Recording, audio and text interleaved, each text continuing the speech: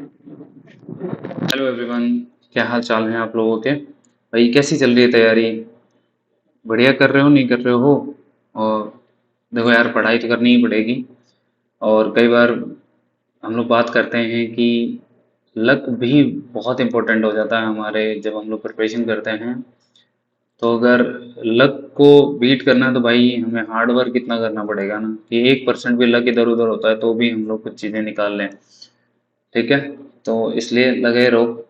हम लोगों की रेगुलर आप लोगों के लिए थीम की वीडियोस आ रही हैं। 8 वीडियोस आ चुकी हैं, और साइंस एंड टेक के साथ अदर सब्जेक्ट्स की भी वीडियो आ गई हैं। जैसे ज्योग्राफी वाली नीलम मैम लॉन्ग वीडियोस आप लोगों के लिए आ रही हैं। प्लस में राजस्थानी हिस्ट्री से रिलेटेड लोकेश सर आप लोगों के लिए वीडियो बना रहे हैं। और ये सारी की सारी वीडियोस जो हैं वो पीवाईक्यू के बेसिस पे है ना, कि किस तरीके के क्वेश्चन पूछे गए हैं, तो हम लोग क्यों ना शॉर्ट में ही उन चीज़ों को आके रिवाइज कर लें। हाँ, एक बार देख लेते हैं। देखो कुछ टॉपिक्स अपने साइंस एंड टेक वाले सिलेबस में दे रखे हैं प्रीलिम्स में। जैसे बायोडाइवर्सिटी है, इन्वायरमेंट वाला पार्ट है, कंजर्वेशन वाला पार्ट है ना।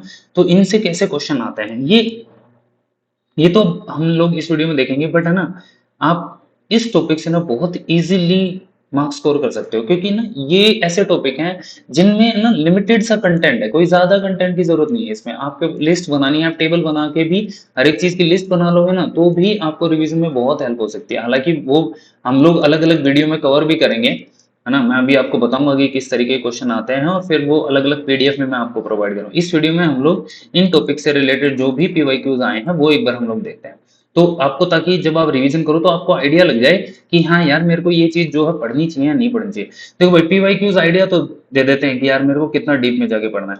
जैसे अभी जब आप मान लो फॉरेस्ट वाला पार्ट कुछ इन्वायरमेंट में पढ़ते हो, तो फॉरेस्ट से रिलेटेड ये क्वेश्चन आया कि किस तरीके के फॉरेस्ट जो है पेनिनसुला वाला पार्ट में, प्लस में हिमालय और शिवालिक वाले पार्ट में पाए जाते हैं। तो जब आप फॉरेस्ट पढ़ोगे तो आप उनका एरिया भी देखोगे कि ये जो एरिया है, ये जो फॉरेस्ट है, ये किस एरिया में पाया जाता है। जो टाइप ऑफ फॉरेस्ट जब आप पढ़ोगे ना, कहीं पे भी, चाहे एनसीईआरटी में, आरबीएससी या एनआईएस में, कहीं में भी पढ़ोगे, तो टाइप्स ऑफ फॉरेस्ट में आप ये भी देखते हो कि यार ये किस कहाँ पाए जाते हैं। तो जब वहां पे आप ये चीज देख रहे हो कि ये कहाँ पाए जाते हैं, तो वहां पे उसकी वेजिटेशन भी देखो कि वहां पे किस तरीके का फ्लोरा फोना पाया जाता है, पेड़ किस तरीके के होते हैं। क्योंकि अगला ही क्वेश्चन एक ऐसा पूछा हुआ है कि महोगनी जो ट्री है वो किस टाइप के फॉरेस्ट में पाया जाता है। ठीक है, तो ये चीज आपको देखनी है भाई। क्लियर है कि वहां की वेजिटेशन क्या है, वहां का फ्लोरा फोना कैसा है, कौन से एनिमल्स पर्टिकुलरली कोई एक ऐसी स्पीसीज है जो उन फॉरेस्ट में पाई जाती हो या उनसे रिलेटेड हो। जैसे वन हॉर्न राइनो आपसे पूछ लिया था, जो कि काजीरंगा में जिसको प्रोटेक्ट किया जाता है, तो ये वाइल्ड लाइफ सेंचुरी। तो अब जितनी भी वाइल्ड लाइफ सेंचुरी हैं वो हमें तैयार करनी है। हमें क्या क्या तैयार करना है कि वो ये वाइल्ड लाइफ सेंचुरी किस स्टेट में है, प्लस इस वाइल्ड लाइफ सेंचुरी से रिलेटेड कोई नेशनल पार्क है या कोई रिजर्व है, जैसे टाइगर रिजर्व हुआ है, वो एलिफेंट रिजर्व है या नहीं है। प्लस इससे इस वाइल्ड लाइफ सेंचुरी में कोई एक ऐसा एनिमल है जो की स्टोन स्पीसीज है वहां पे। प्लस ये वाइल्ड लाइफ सेंचुरी कब बनी वो आप छोड़ दो, बस आप स्टेट याद रखना। इसके साथ साथ कि स्मॉलेस्ट कौन सी वाइल्ड लाइफ सेंचुरी है, लार्जेस्ट वाइल्ड लाइफ सेंचुरी कौन सी है, किस स्टेट में सबसे ज्यादा highest number of wild life sanctuary है, राजस्थान में कितनी है। तो ये इस तरीके से अब आप एक लिस्ट आराम से बन जाएगी भाई आपको, और आपके नोट्स में होगी भी। ठीक है, एफएओ का हेडक्वार्टर ये तो हम लोग अलग से देखेंगे, ये सारे के सारे जो ऑर्गेनाइजेशन है वर्ल्ड लेवल पे उनके हेडक्वार्टर। जैसे अब ओजोन से रिलेटेड क्वेश्चन आ गया था कि ओजोन कहाँ पे बनती है, अपर लेयर एटमॉस्फेयर में बनती है बिकॉज ऑफ यूवी रेडिएशन, है ना। फिर फ्लोरोकार्बन जो है वो ओजोन डिप्लीशन से रिलेटेड है।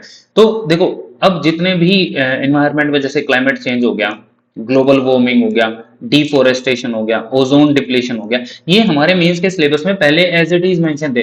बट यहाँ से ना प्रीलिम्स में क्वेश्चन आपको देखने को मिलता है। जैसे डिफोरेस्टेशन में एक बार पूछा हुआ था कि सबसे ज्यादा डिफोरेस्टेशन किस एरिया में हो रहा है या किस प्रकार के जंगलों में होता है, ये क्वेश्चन पूछ लिया था। फिर ओजोन डिप्लीशन से रिलेटेड, तो अब आप जब ओजोन पढ़ो या फिर ये क्लाइमेट से रिलेटेड जो भी चीजें पढ़ो, तो आप उसके कॉजेज, उससे रिलेटेड जो भी फीचर्स हैं, प्लस वो किस एरिया में ज्यादा हो रहा है, तो ये आपको चीजें पढ़नी है। प्लस में इसका मिटिगेशन कैसे किया जाए, या इसको कम करने के लिए या इसको रोकने के लिए सरकार के द्वारा क्या इनिशिएटिव्स या कोई ऐसे प्लान्स हैं या प्रोग्राम्स हैं जो इसको कम करने के लिए स्टार्ट किए गए हैं, क्या इनिशिएटिव्स लेंगे, तो वो भी आपको देखना है।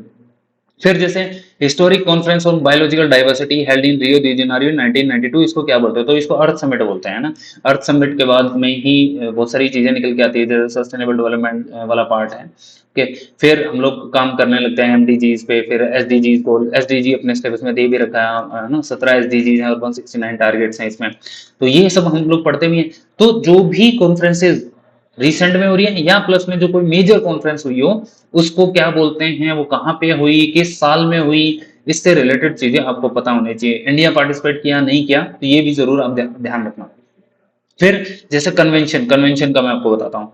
जैसे आप कन्वेंशन पढ़ते हो, जैसे साइट कन्वेंशन है वो किस चीज से रिलेटेड है, ठीक है, प्लस में वो आई कब, तो पर्टिकुलर आपको देखना है कि वो रिलेटेड किससे है, या और उसका ईयर कौन सा है। तो ये चीजें आपको देख के जानी है। जैसे मैं आपको बताऊं, मीनामाटा जो है ना, वो आपको बताना कि मीनामाटा किस चीज से रिलेटेड है, वीना कन्वेंशन किस चीज से, मॉन्ट्रियल प्रोटोकॉल किस चीज से रिलेटेड है, रोटरडैम कन्वेंशन किस चीज से रिलेटेड है, वो कौन कौन से साल में आई। तो ये सारी कन्वेंशन की आप लोग उसमें लिस्ट बना लेना, और उसमें ईयर्स बहुत इंपॉर्टेंट हो जाता है हमारे लिए।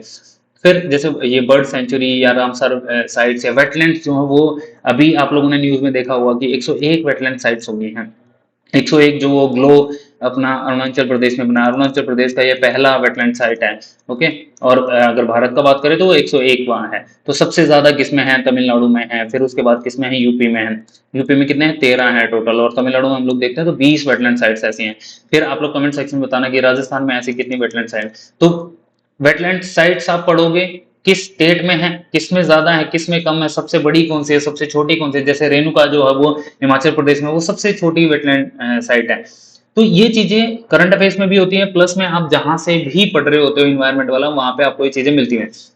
जैसे वॉशिंगटन कन्वेंशन किस चीज से रिलेटेड है, तो ये आपको बता दिया साइड से रिलेटेड है। फिर जो इन्वायरमेंट से रिलेटेड जो भी एक्ट्स बने हुए हैं, चाहे वो वाइल्ड लाइफ प्रोटेक्शन है या इन्वायरमेंट प्रोटेक्शन एक्ट है, वो उनके ईयर से एक बार आपको देख के जाना है। शेड्यूल वाला ये टफ पड़ जाता है क्वेश्चन, तो इसको हम लोग भले ही छोड़ देंगे, बट आपको ईयर पता होने चाहिए, क्योंकि ईयर वाला क्वेश्चन भी आपसे पूछा हुआ। फिर मैंने आपको अभी थोड़ी देर पहले बताया था कि कोई नेशनल पार्क है, वाइल्ड लाइफ सेंचुरी है या बायोस्फीयर रिजर्व है, इनसे रिलेटेड पहले तो ये किस स्टेट में है, सबसे बड़ा छोटा कौन सा है, प्लस इनसे रिलेटेड कोई एक ऐसा एनिमल या कोई ऐसी स्पीसीज है जो इन्हीं से रिलेटेड है, तो वो आपको याद करनी है। ठीक है, कर लोगे ये सारी चीजें। इंडिया में बायोस्फीयर रिजर्व कितनी है, कितनी यूनेस्को की लिस्ट में है, ठीक है, ये भी इंपॉर्टेंट था भाई, पिछली बार करंट अफेयर्स में था ये। फिर सेंडाई फ्रेमवर्क किस चीज से, डिजास्टर रिस्क रिडक्शन से रिलेटेड है। तो ऐसे ही जैसे रामसर कन्वेंशन है इस चीज से रिलेटेड, तो ऐसे ही सारी की सारी कन्वेंशन आपको देखनी है भाई, वो लिस्ट बना लेना, आपको पता चल जाएगा, आप वहां से याद कर भी सकते हो। ठीक है, फिर जैसे वर्ल्ड इन्वायरमेंट डे कब हुआ, wetland day, world wetland day कब है, उसकी थीम क्या है। तो जितने भी ये इन्वायरमेंट से रिलेटेड डेज हैं, उनकी थीम्स जरूर आप लोग देख के जाना, थीम हमारे लिए बहुत इंपॉर्टेंट हो जाती है।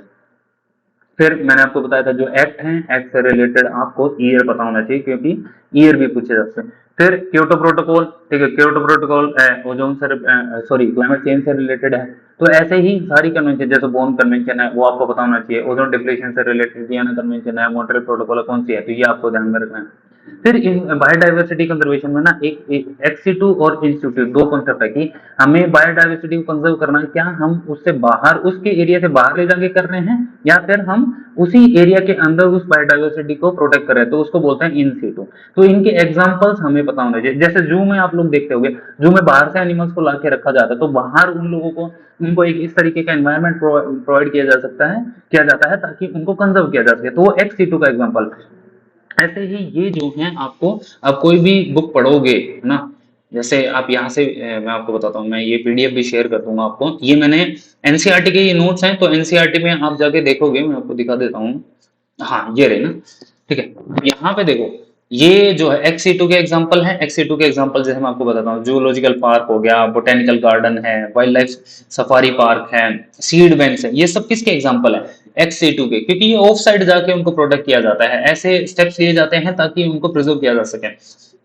फिर अगर हम लोग इन सीटू की बात करते हैं ना, कि इन सीटू के एग्जांपल्स कौन से, क्योंकि भाई इन सीटू में उसी एरिया में ही सेव करना है। तो जैसे biodiversity hotspot, biosphere reserve, national park, wild life sanctuaries और सेक्रेड ग्रूव्स, ये आपको याद रखने। प्लस में मैं एक और चीज आपको बता दूं, सेक्रेड ग्रूव्स किस लोकल एरिया में किस किस नाम से जाने जाते हैं, एनसीईआरटी में एक लिस्ट भी दे रखी है, प्लस में अलग अलग चैप्टर्स में इनके नाम दे रखे हैं। जैसे राजस्थान में ओरन सुना होगा आपने, ओरन पे क्वेश्चन आया भी था, तो सेक्रेड गुरु इस नाम से जाना जाता है। तो ये जरूर आप लोग ध्यान रखना, ठीक है।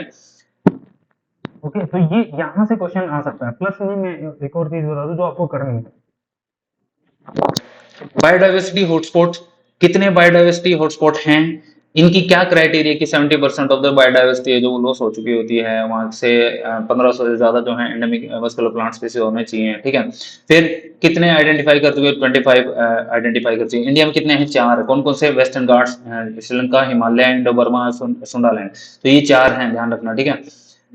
तो इस तरीके से हॉटस्पॉट भी आपको पता होना चाहिए कौन सा किस कंट्री में, तो सारे के सारे एक बार इसकी लिस्ट भी आप लोग देख के जाना। ये मैंने आपको बताया था कि कौन कौन से एक्ट्स हैं, किस किस साल में आए थे ये, प्लस में वेटलैंड्स, कौन कौन सा वेटलैंड जो है कहाँ कहाँ पे है, किस स्टेट में, तो ये आप लोग जरूर एक बार देख लेना, ठीक है। ये पीडीएफ भी मैं आप लोगों के साथ शेयर कर दूंगा।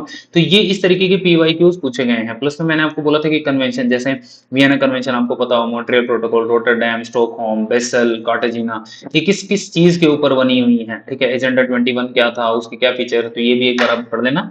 वैसे इग्नू की पीडीएफ में ये सारे दे भी रखे हैं, आपके नोट्स में भी मिल जाएंगे ये सारे के सारे।